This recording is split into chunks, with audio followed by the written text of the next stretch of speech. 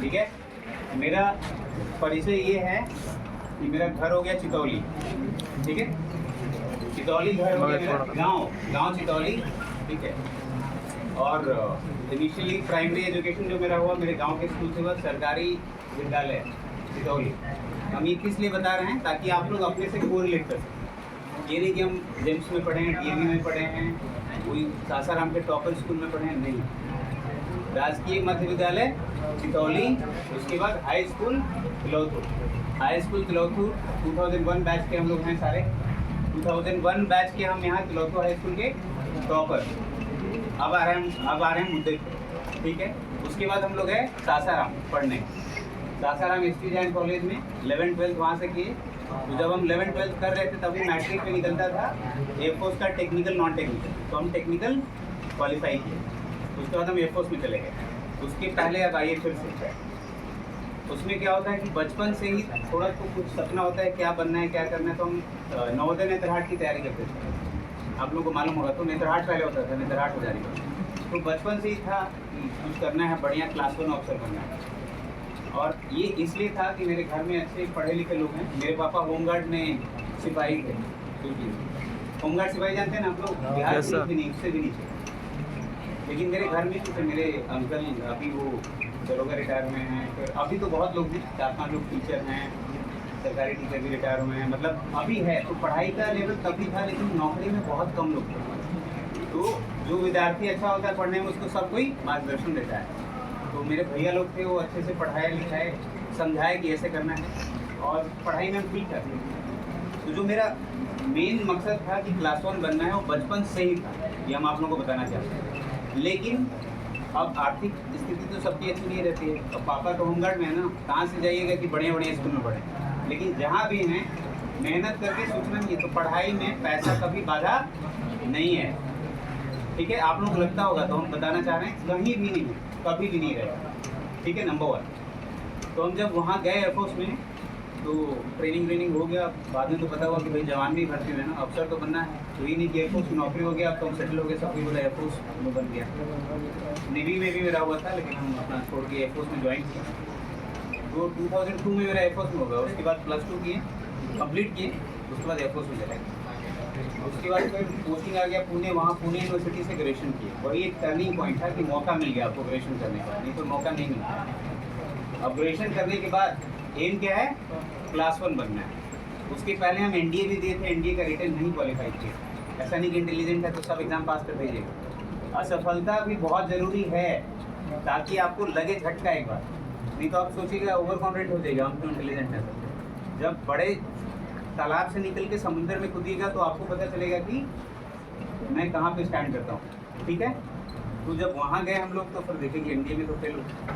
उसके बाद सीडीएस का कोई भी अटेम्प्ट हम फेल नहीं किए रिटर्न से। क्यों? एक बार फेल किए और लग रहा है कि अब तो हमको बनना है, लेकिन हम बन नहीं पा रहे हैं। नौकरी के साथ साथ, नौकरी फौज की बहुत मुश्किल होती है, वो भी आप अगर लोअर पोस्ट में जवान है, सिपाही है। उसके बाद भी टाइम निकाल के, जब सब कोई रात को सो रहा है, तो आपको जगना है, ठीक है। पढ़ाई करना है, मेहनत करना है। सीडीएस का एग्ज़ाम क्लियर किए, उसके बाद एयरफोर्स में भी हो गए ऑफिसर के लिए। आर्मी में मेरा सिलेक्शन हुआ था लेफ्टिनेंट पद के लिए। उसके बाद ट्रेनिंग किए, उसके बाद ट्रेनिंग में भी हम बहुत अच्छा किए। उसके बाद प्रमोशन करके फर्स्ट रैंक होता है फ्लाइंग ऑफिसर, फिर फ्लाइट लेफ्टिनेंट, फिर स्क्वाड्रन लीडर, उसके बाद विंग कमांडर। तो हम लास्ट ईयर दिसंबर में 18 दिसंबर को विंग कमांडर बने हैं। उसके बाद एक एग्ज़ाम होता है जो आर्मी नेवी एयरफोर्स से लोग क्वालिफाई करके सिलेक्ट होकर ऑफिसर्स आते हैं। उनको 1 साल की ट्रेनिंग देती है गवर्नमेंट फ्री ऑफ कॉस्ट। जैसे आप लोग पढ़ रहे हैं वैसे पेमेंट भी मिल रहा है, पढ़ाई भी करना है, लेकिन उसके लिए बहुत एक टफ एग्ज़ाम होता है। वो एग्ज़ाम हम क्लियर करके अभी लास्ट 1 ईयर से पुणे में ट्रेनिंग कर रहे थे, जिसमें MSc इन मिलिट्री टेक्नोलॉजी, जो टी-शर्ट देखते मिलिट्री लिखा हुआ है, वहीं का मिलिट्री टेक्नोलॉजी लिखा हुआ है। जैसे IIT होता है उस टाइप का होता है, उससे छोटा लेवल का है, बट मिलिट्री का है। तो उसमें हम लोग ट्रेनिंग किए। उसके बाद यहाँ पे हैं, अब यहाँ से पोस्टिंग हम जा रहे हैं कमांडिंग ऑफिसर बनके, नॉट जगह का नाम नहीं बताया जाता है ना, फौजी ये है। अब सबसे इम्पोर्टेंट बात इसमें ये है कि अभी आप लोगों को लगा होगा कि हम जो हैं या मैं हूँ आप लोगों के बीच का ही हूँ, लग रहा है। ये इसीलिए बताना हुआ। एक मेरे छोटे भाई हैं, वो सॉफ्टवेयर इंजीनियर हैं। अब उनको भी हम ही पढ़ाए लिखे हैं, कमा के, समझ रहे हैं? मतलब ऐसा नहीं है कि आप एक कहावत है ना कि आप सिल्वर स्पून लेके पैदा हुए थे, मतलब बहुत जो राजा महाराजा बहुत अच्छे फैमिली से वही पढ़ सकता है। इसलिए जहाँ भी मौका मिलता है तो मैं लोगों को मोटिवेट करता हूँ कि इस लेवल से भी आप कहीं पे भी जा सकते हैं, अभी भी रुकना नहीं है, मेहनत करना है और कोशिश करना है, बाकी तो ये है। अच्छा, दूसरी बात, आप लोग बहुत ज़्यादा मोटिवेशनल लेक्चर सुनते होंगे, ये जो खान सर हो गए, महेश्वरी सर हो गए, यूट्यूब में सारे लोग देखते हैं, लेकिन उनसे आप कोरिलेट नहीं कर पाएंगे, सोचेंगे कि क्या पता उनके फैमिली बैकग्राउंड क्या है। लेकिन जब मैं आपके बीच आके यहाँ पे बातें करूँगा तो आप सोचेंगे यही चितौली ना, चितौली पंचायत के हैं, यहीं के हैं, ठीक है, इनके पापा ऐसे थे, तो आप लोग अपने आप को कोरिलेट कर पाएंगे कि अच्छा हम ही लोग के बीच हैं। ये सबसे इम्पोर्टेंट है। उन लोग का लेक्चर जो है आप लोग नहीं कर पाएंगे, मोटिवेशनल लेक्चर बहुत है। अभी इसका जो मेन पॉइंट मुद्दे पे आते हैं कि आप लोग का जो भी लक्ष्य होगा, हम इसमें ये समझ रहे हैं कि ऐसे लोग कोई भी नहीं होगा कि जो बहुत भी अच्छी फैमिली से, कोई क्लास 1 ऑफिसर का बेटा होगा, नहीं, वो जाके कोटा में तैयारी कर रहा होगा, पटना में बढ़िया कोचिंग में होगा, दिल्ली में बढ़िया कोचिंग में होगा, है कि नहीं है ना? लेकिन हम लोग कहाँ से हैं? हम लोग यही लोकल के हैं, जिनके पास रिसोर्सेज कम है, पैसा कम है, माँ बाप किसी तरीके से हम लोग को यहाँ पे बैठाने का मतलब अवसर दे रहे हैं, हम यहाँ बैठने का अवसर दे रहे हैं। And hats off to your teacher कि इतना मेहनत करके ये समाज सेवा कर रहे हैं ये लोग। ये नहीं है, देखिए पैसा कमाने का बहुत एक अलग है, लोग जोड़ने वाले हैं ये हैं। अगर इनको हटा दिया जाए तो कितने ऐसे काबिल लोग हैं जो कि कम पैसे में यहाँ छोटी सी जगह में इतना बढ़िया शिक्षा आप लोगों को दे रहे हैं, बहुत कम लोग हैं, ठीक है। ये सबसे इम्पोर्टेंट पॉइंट है। Now coming to important point, पैसा कोई बाधा नहीं है, माँ बाप बहुत मेहनत कर रहे हैं आपके, बहुत। आप लोग 1-2 मिनट जाके यहाँ कोचिंग से इस बात सोचिएगा, अगर बहुत सारे ऐसे माँ बाप हैं जो कि अपने लिए सोच रहे हैं और बच्चों को मौका नहीं दे पा रहे हैं, उनकी भी कुछ मजबूरियाँ रही होंगी, लेकिन आपके माँ बाप आपके लिए तपस्या कर रहे हैं, ठीक है। तो जब तक आप लोग तपस्या नहीं करेंगे, तपस्या मीन्स हार्ड वर्क। भाई मैं थोड़ा बहुत सालों से इंग्लिश बोलते बोलते हिंदी थोड़ा पकड़ कम है, तो उसका ये करिएगा, तो बीच में हिंदी इंग्लिश। अभी उसमें क्या है कि उनका हार्डवर्क और आपका हार्डवर्क अगर साथ में मिलेगा तभी कुछ हो पाएगा, नहीं तो क्या होगा, बड़े लड़कों को पढ़ा रहे हैं, बड़े लड़के का जॉब नहीं हुआ, बड़ी लड़की का जॉब नहीं हुआ, तो उनके छोटे भाइयों पे भी असर पड़ता है। सोचेंगे तो सब पैसा खत्म हो गया, इसका भी नौकरी नहीं हुआ, इसका भी जॉब नहीं हुआ, कहाँ से पढ़ाएंगे? तो आपके हाथ में आपके छोटे भाइयों बहनों का, चाचा चाची के जो चचेरे भाइयों का, उनका भी करियर है। तो आप लोगों को इतना हार्डवर्क करना है, इतना हार्डवर्क करना है कि कुछ ना कुछ रिजल्ट में तब्दील हो। सबसे इम्पोर्टेंट ये है। नंबर 2, आजकल मोबाइल, सोशल मीडिया ये सब है, इसमें 4 बातें आप लोग याद रखिएगा। सबसे पहले, विद्यार्थी के लिए या कोई भी ह्यूमन बॉडी है, उसका रिसर्च है, कोई भी ह्यूमन है, 6 घंटा सोना मोर देन एनफ है। 6 घंटे से आप 1 मिनट भी ज़्यादा सो रहे हैं, आप अपना टाइम वेस्ट कर रहे हैं। 6 घंटा याद रखिएगा।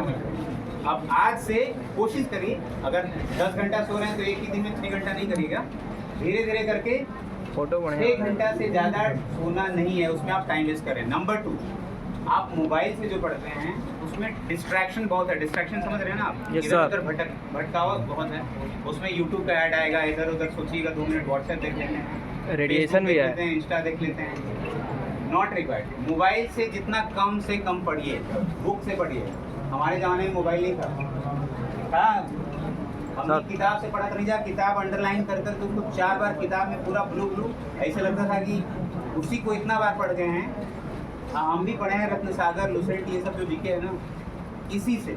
उसके बाद थोड़ा हाई लेवल का जाइएगा, जैसे CDS निकालना हो, NDA, तो HC वर्मा जो भी बुक्स आती हैं आप लोगों को पता होगा, वो सब बुक पढ़ना है, लेकिन बेसिक आपका स्ट्रॉन्ग करना है।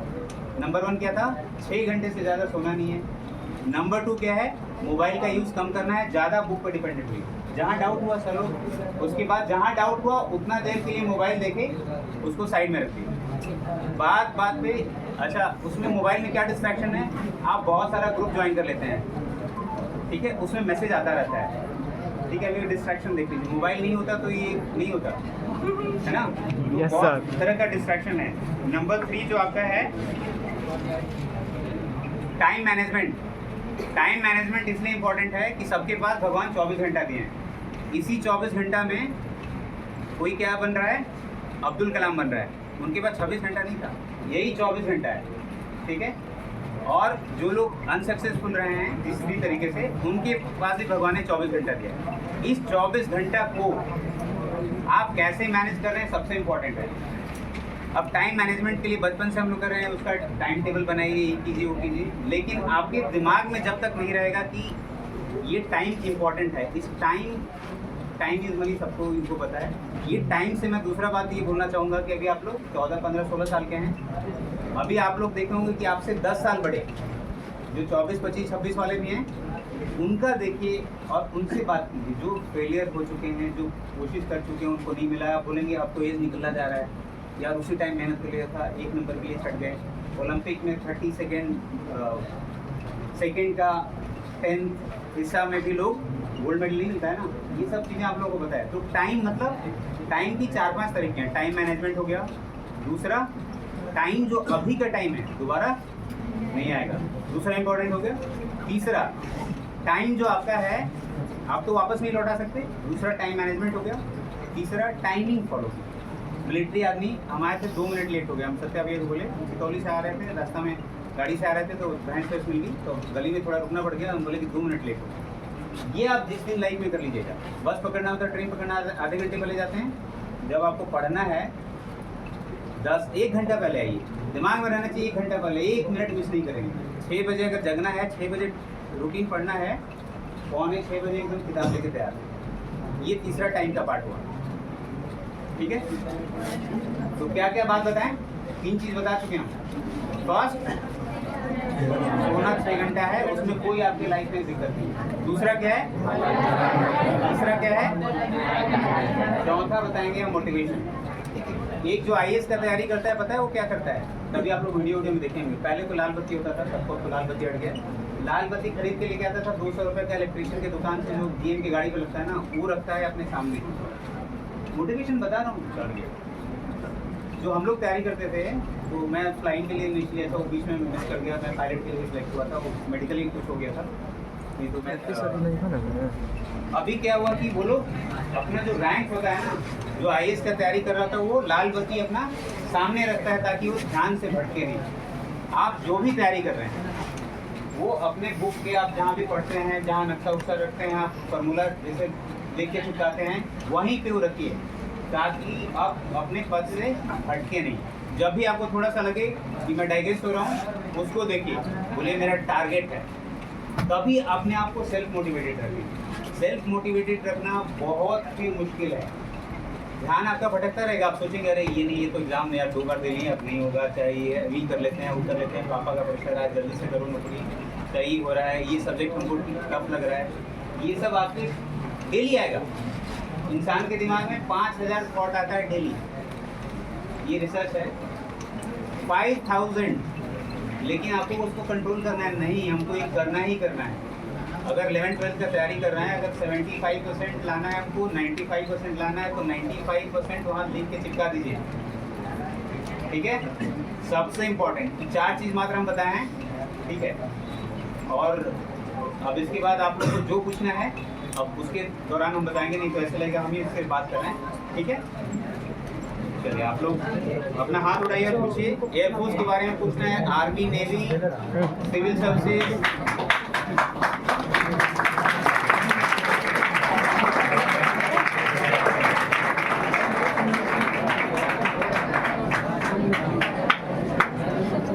जो भी क्वेश्चन है आप लोग पूछिए। और देखिए एक और बात, वेट, नौकरी जो हम लोग सोचते हैं कि नौकरी जो है बहुत लिमिटेड है, नौकरी लिमिटेड नहीं है।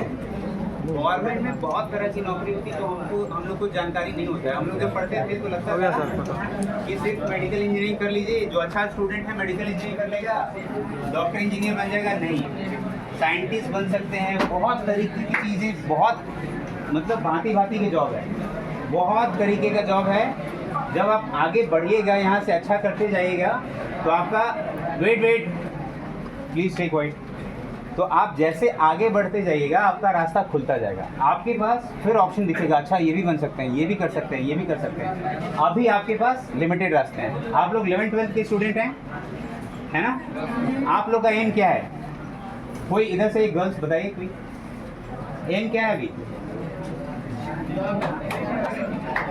कोई अरे कोई ब्रेव नहीं किया, कोई प्लीज स्टैंड अप एंड से कोई खड़े हुए। हम अपने स्कूल में गए थे, तीसरे क्लास की लड़की खड़ा होकर सवाल पूछ रही थी, आप लोग 11th-12th में हैं। चलिए आप वेरी गुड।